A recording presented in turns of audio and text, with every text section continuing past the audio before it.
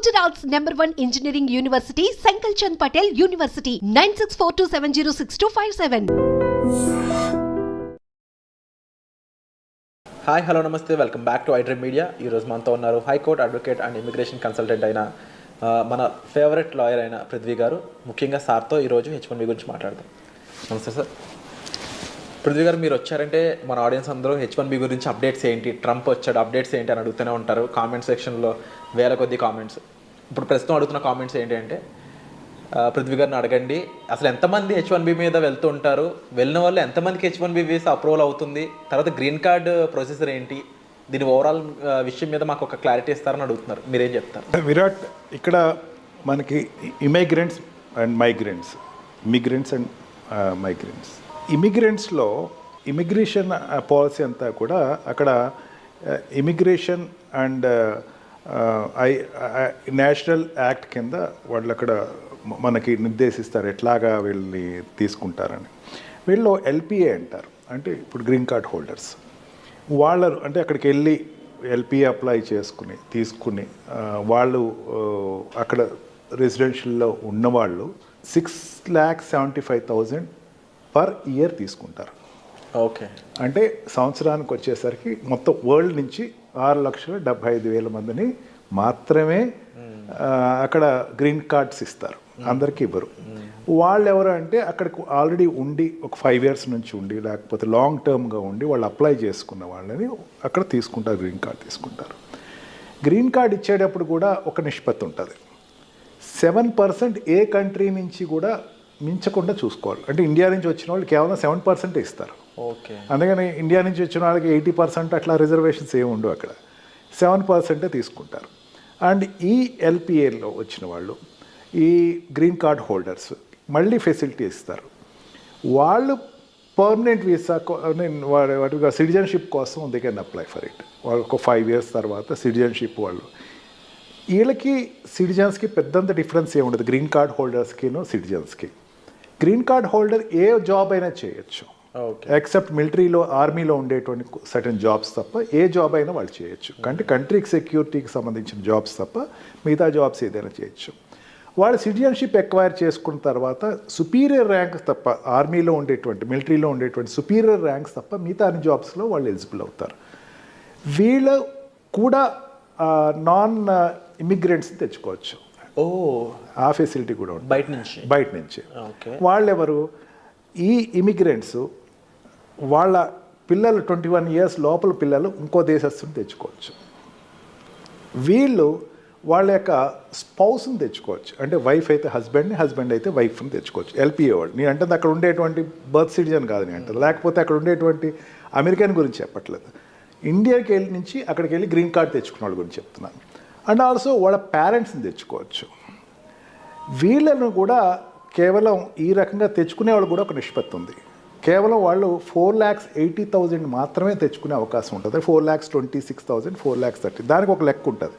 దాన్ని మల్టిప్లై చేస్తూ ఉంటారు ఎప్పటికప్పుడు. అంటే ఎట్లా ఉంటుంది, ఇయర్ ఉందనుకుందాం, ఇయర్ 4,26,000 తెచ్చుకున్నారు అనుకుందాం, ప్రీవియస్ ఇయర్ తగ్గింది అనుకుందాం, దీనికి యాడప్ అవుతుంది. బట్ నాట్ అబ్జల్యూట్గా యాడప్ అయిపోతుంది. అంటే 4,20,000 ఇయర్ తెచ్చుకున్నాక ప్రీవియస్ ఇయర్లో ఎక్కడైనా సరే 2 lakhs తెచ్చుకుంటే ఇంకో 2 lakhs తెచ్చేసుకోవచ్చు జనరల్గా లెక్క ప్రకారం. కానీ దాంట్లోంచి కేవలం 10% మాత్రమే తెచ్చుకుని మళ్ళీ దాన్ని ఏదైనా సరే ఈ లెక్కలు ఏ రకంగా చూసుకున్నా 4,40,000 నుంచి ఎక్కువ తెచ్చుకుంటలేదు. ఈ పాలసీ ఎంతమంది తీసుకురావచ్చు అనే పాలసీని ఎప్పుడు కూడా president of America parliament, Congress నుంచి అప్రూవల్ తెచ్చుకోవాలి.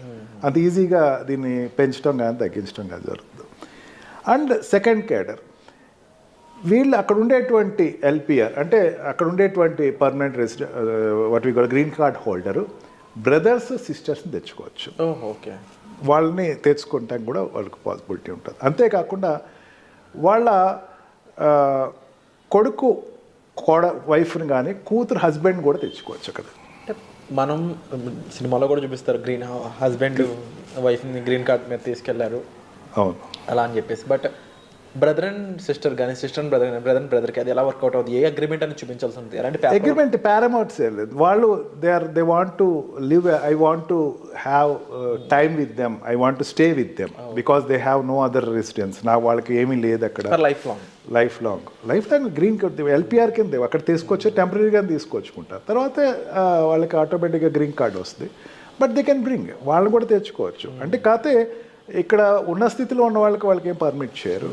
కాకపోతే ఏంటంటే వాళ్ళకి మేము తప్ప ఎవరు లేరు అని చెప్పేసి చూపించాల్సి వస్తుంది.